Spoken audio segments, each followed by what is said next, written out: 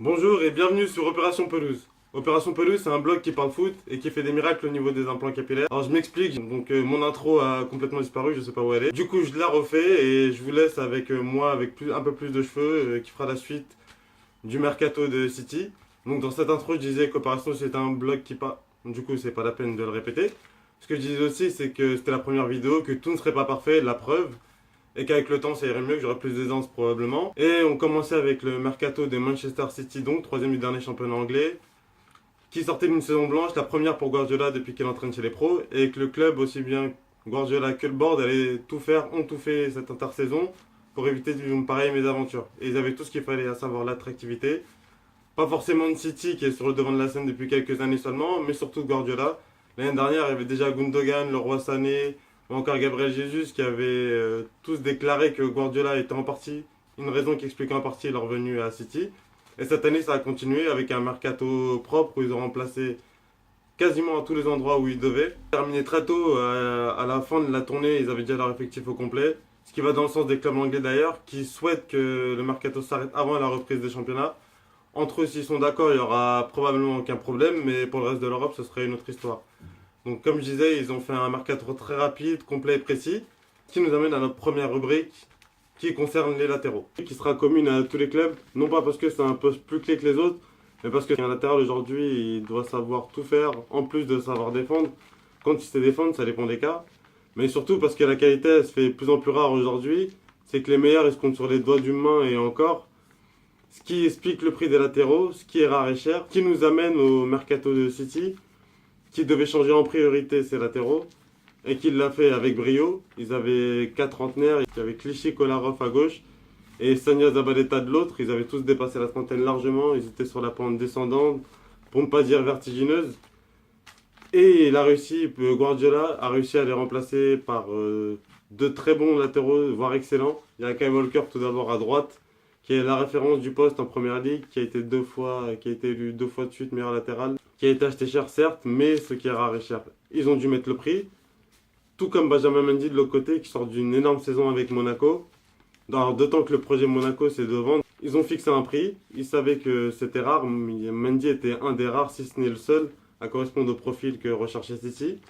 City a essayé de négocier, Monaco n'a pas bronché, et ils ont eu raison au final, puisque City a aligné les billets pour au final l'acheter plus cher que Kyle Walker. Et le troisième, c'est Danilo, qui a l'avantage de pouvoir jouer aussi bien à gauche qu'à droite. Alors Danilo, faut pas rester sur l'image du bras cassé qu'on a vu au Real Madrid. À la base, c'est un très bon joueur qui est à Santos avec Neymar, qui a gagné la Libertadores. Il est venu en Europe pour confirmer avec Porto, ça s'est plutôt bien passé. Le Real l'avait acheté très cher déjà à l'époque. Au final, il s'est planté là-bas à cause du contexte peut-être, parce qu'il y avait trop de pression. Et il a essayé de rebondir dans un club un peu moins huppé. On verra ce que ça donne, certains s'en relèvent pas, mais lui pour l'instant ça a l'air de bien aller, et il s'est déjà rendu utile en remplaçant Mendy qui est encore blessé sur le côté gauche, ou en remplaçant lundi dernier Kyle Walker après son expulsion, il le remplacera sûrement sur le côté pour les prochains matchs. Donc ce qui confirme que le choix des 3 latéraux, même si les deux titulaires n'ont pas encore joué, ils vont probablement apporter une grosse plus-value. Le choix des latéraux, ça a été un excellent choix pour Pep Guardiola. Après les latéraux, on va attaquer le point suivant, qui est l'inconnu, à savoir le poste de gardien de but, où les Citizens ont recruté Ederson Moraes au Benfica. Ederson, c'est un bon gardien qui a déjà pas mal d'expérience pour son âge. Il a que 23 ans, il a déjà 4 saisons en D1 portugaise, dont 2 avec le Benfica, où il a découvert un peu la Ligue des Champions, où il a fini avec 2 titres de champion et un doublé coupe championnat la saison dernière. En plus de savoir si c'est un bon gardien, il y aura la question est-ce qu'il saura s'adapter à la première ligue premièrement, où c'est un peu plus compliqué pour les gardiens, où ils se font un peu plus chahuter. Et deuxièmement, est-ce qu'il surmontera le handicap du jeu Guardiola, à savoir de relancer au pied systématiquement, qui est un, 2 ou 4 adversaires. On a vu l'année dernière avec Claudio Bravo que c'était pas si simple que ça. Il est arrivé du Barça en pleine confiance, double champion d'Espagne, double vainqueur de la Copa América. Il est arrivé à City et s'est complètement planté. D'abord parce qu'il a pris beaucoup de buts, c'était le gardien au taux de frappe arrêté le plus faible de Première Ligue au moment où il a perdu sa place. Mais aussi parce qu'il a beaucoup perdu confiance avec ça, il y avait beaucoup de pertes de balles. City, il se faisait acculer juste parce qu'ils n'arrivaient pas à relancer. Et il en faisait partie, lui et la défense, mais lui principalement, et c'est lui qui prenait les buts au final. On a vu qu'il s'était planté, donc avec Ederson, on verra s'il saura s'adapter, et ce sera l'une des clés de la saison de City, parce que s'ils n'arrivent pas à avoir de bons gardiens cette saison encore, ils pourront pas être champions tout simplement. Mais je pense qu'avec un des deux, au moins avec les deux dans leur effectif, ça devrait le faire. Et ils arriveront à avoir un gardien de haut niveau, aussi bien pour le championnat que la Ligue des Champions. Ensuite, pour continuer sur le secteur défensif, le prochain point, ce sera un point d'interrogation qui concerne la défense centrale. Alors City a enregistré le retour de deux joueurs pendant cette intersaison. Il y a Mangala tout d'abord, qui était en Espagne en prêt du côté de Valence.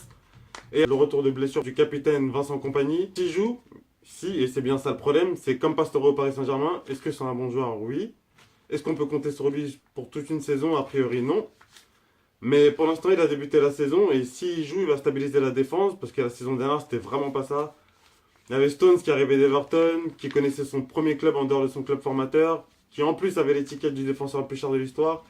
Il n'a pas su s'adapter pour sa première saison. Et il y avait Otamendi à côté qui, lui, a fait le boulot plus ou moins, qui était le pompier de cette défense souvent. Il y a même Kolarov qui a joué dans l'axe parfois. C'était vraiment le point nord de City, un des gros points nord de City la saison dernière.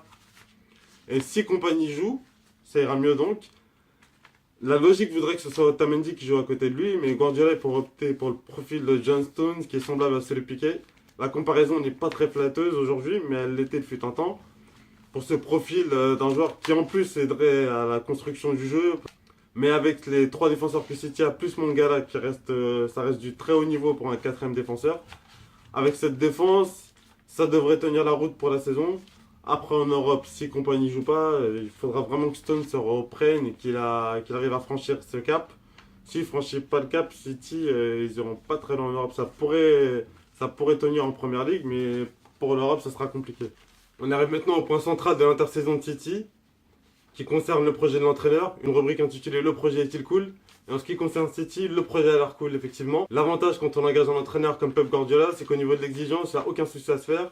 Il demande énormément à ses joueurs, c'est limite tyrannique. On se souvient de l'anecdote de la Wi-Fi qu'il leur avait coupée. D'ailleurs, quand tu y penses, en 2017, couper la Wi-Fi à des milliardaires, en sachant que n'importe quel opérateur fait des forfaits avec beaucoup de gigas d'internet pour des prix abordables, est-ce vraiment utile, est-ce vraiment nécessaire, est-ce réellement efficace? On peut se poser la question, on verra ça plus tard.